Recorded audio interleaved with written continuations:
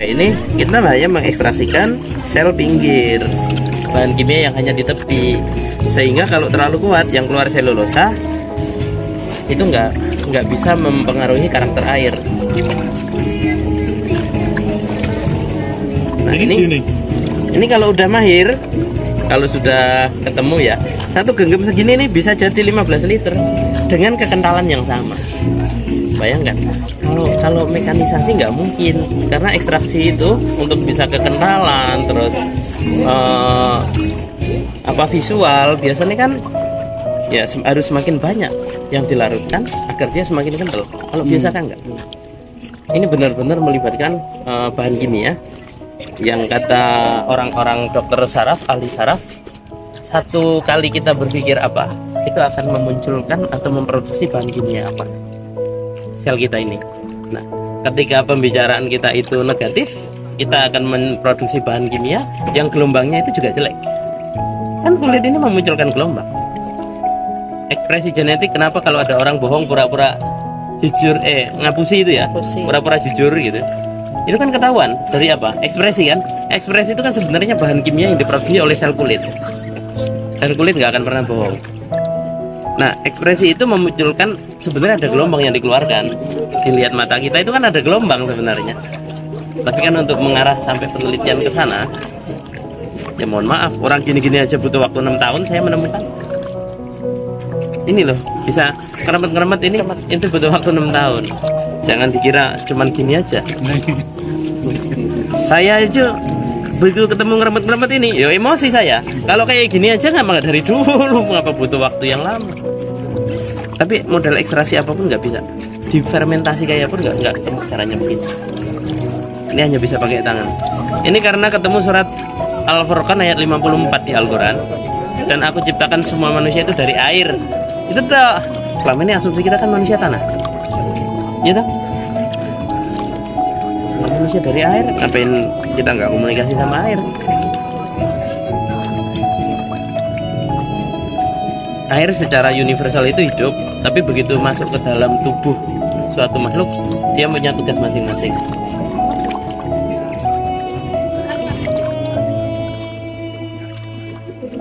Ini bisa nggak ngendap ini, karakternya udah berubah.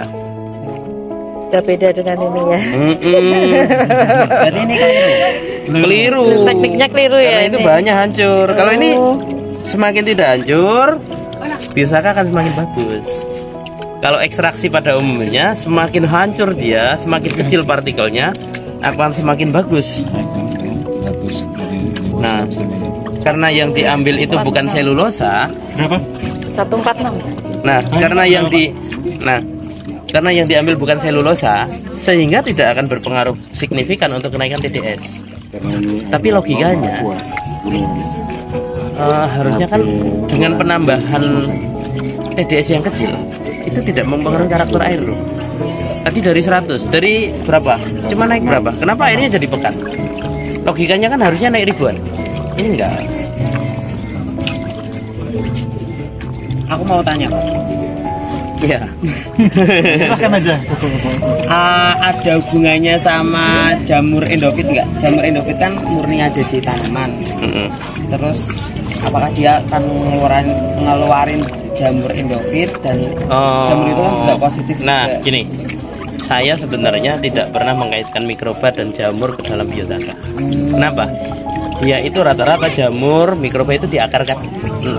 Tidak semua tanaman itu bertahan dengan jamur tertentu dan tidak semua tanaman itu bertahan dengan mikroba tertentu. Kenapa saya tidak tujuan risetnya ke sana? Ya, meskipun di tanaman yang tumbuh di lingkungan ekstrim itu punya mikroba khusus yang bagus. Tetapi saya tahu semua tanaman punya tingkat adaptasi yang berbeda. Tetapi semua tanaman punya kemampuan untuk mengeluarkan gelombang di atasnya. Komunikasi tanaman itu kan pakai alilopati. Yang kita pahami alilopati, apa sih alilopati? Gelombang yang dikeluarkan oleh sel kulit tanaman. Sel dari mana? Sel yang paling luar. Sel yang paling luar inilah yang mampu untuk mengadaptasikan tanaman itu tetap hidup. Itu jadi pekat ya. Nah ini ada mulai kuning ya garis ya. Nah itu kan sudah kuning garis. Garis itu semakin terang, semakin kecil, semakin orange, itu akan semakin baik. Nah, cincin ini sering saya sebut cincin. Itu paling pinggir, itu belum terang. Ini ada perbedaan warna, tengah gelap, pinggir kuning ya. Oh iya. Semakin kecil itu, piringannya semakin kecil, kuningnya ini, itu semakin bagus. Itu yang sering saya sebut sebagai pengunci reaksi. Ini hanya lumat. Nah, apa mempromosikan pestisida fresh saya. Jadi gini, insek sebenarnya bukan solusi. Kenapa? Hama kan terus resisten kan? Tapi pernah nggak ngelihat tanaman pestisida juga dimakan hama? Pernah uji lab nggak yang dimakan hama sama yang tidak? Coba diuji lab. Lihat doang. Nah, kalau diuji lab kandungan pituk kimianya sama bu. Antara yang diserang hama dan yang tidak itu pituk kimia tanaman yang pestisida yang dimakan hama dan tidak sama. Terus kenapa yang satu diserang dan yang satu tidak? Harusnya kan bahan kimia yang sama, hama sama-sama nggak suka, gitu. Tapi kok, nah ternyata identifikasi saya, kenapa hama tertarik? Hama itu ternyata nggak punya lidah. Hama itu nggak bisa ngerasain, oh ini kurang garam, ini kurang gula gitu nggak bisa. Emang nggak bisa ngerasakan manis, asin, kecut, pahit itu nggak. Hama itu akan datang kemanapun sumbernya, dimanapun tempatnya, asal ada gelombang yang terdeteksi oleh radar sayap, radar antena atau radar yang ada di matanya, dia nggak melihat.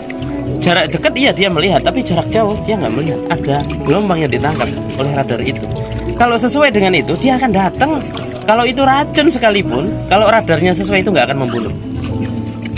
Hama yang sudah resistensi, ulat misalnya sudah resisten, dicemplungkan ke dalam pestisida, nggak mati toh, tetap hidup santuy. Coba kalau nggak percaya, cicipi itu racun palsu atau enggak. Ya. Cicipin itu racun, kan banyak yang dibilang ini racunnya palsu. Ulat aja diambil nggak mati, dimasukkan langsung aja nggak mati, gimana dicairkan? Ngapain susah-susah? Tapi banyak orang yang jajal itu di Indramayu. Ini obatnya palsu, dicicipi beneran, mati orangnya. Nah, kasus itu banyak ya. Hamanya disemprot, nggak mati sembarang macam. Marah-marah dia ini obat palsu, jangan-jangan cuma susu gitu ya. Orangnya kan sama putih. Cicipi gelundung sak tangkine sak wonge. Nah ini bicara gelombang biasanya. Nggak memenuhi standar SNI bodo amat. Yang penting manfaatnya petani. Ya. Kan dia ngomong tidak ilmiah. Sementara ilmiah itu apa? Ilmiah itu apa? Ilmiah adalah fakta-fakta yang dituliskan lewat kajian empirik kan, diamati ini. Terus fakta itu ilmiah bukan? Ya kejadian alam di sekitar kita ilmiah. Terus kalau belum dituliskan jangan dibilang itu nggak ilmiah. Wong ilmiah itu hanya sebagian kecil. Tulisan itu hanya sebagian kecil dari ilmiah yang diterjemahkan. Terus kenapa fakta-fakta terus dibilang nggak ilmiah? Nah inilah salahnya kita. Biasanya nggak ilmiah gitu. Ya ini kalau secara ya sesuai dengan pokoknya sumber daunnya enggak sesuai. Kadang sumber daunnya itu sama persis, bahannya sama, jumlahnya sama, warnanya bisa beda-beda. Terus kadang bahannya beda-beda, warnanya bisa sama, tergantung tingkat emosionalnya. Itu ekspresi genetik. Ini kadang rematanya pengaruh juga. Kalau emosionalnya tinggi, warnanya enggak, bukan biasanya emosional sebenarnya. apa?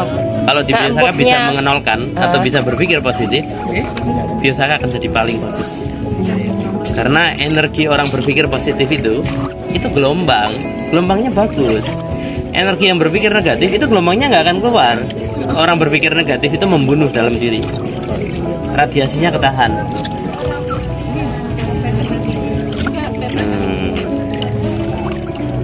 Ekstraksi yang tidak disertai dengan itu mekanisasi.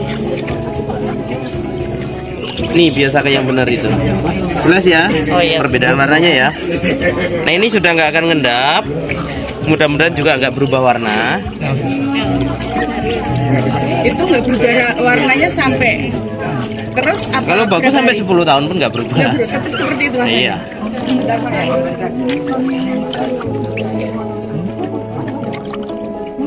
Nah, waktunya itu bisa beragam karena ini sambil ngobrol ya. Kalau orang-orang di Baduy itu membuat biosaka hanya 7 menit waktunya. Nah, dan akhirnya sudah jadi hitam bahannya tanpa hancur. Saya nggak ngerti itu mereka apa. Tapi saya hanya menyimpulkan karena orang-orang Baduy tidak sama sekali paham tentang pertanian modern. Sehingga ya wis ikuti saja, nol aja. Murni ya asik. Terus Baduy itu monumen purba yang masih tertinggal. Kenapa? Itu sudah ribuan tahun loh. Monumen Nusantara itu. Baduy itu ribuan tahun, tidak seperti suku pedalaman yang lain. Suku pedalaman yang lain kan dianggap tanah nggak subur pindah. Baduy itu ribuan tahun nggak pernah berpindah. Sampai hari ini masih menghasilkan lahannya dan 0 pupuk kimia, bahkan 0 pupuk organik. Mereka nggak punya ternak masalahnya. Terus unsur organik yang selama ini kita anggap bisa habis, kenapa di Baduy nggak habis lebih dulu? Itu ada sebelum Prabu Siliwangi loh. Bahkan Prabu Siliwangi itu waktu perang mungkin juga bersembunyi di sana. Sampai hari ini itu nggak habis unsur haranya, nggak pernah ditambah.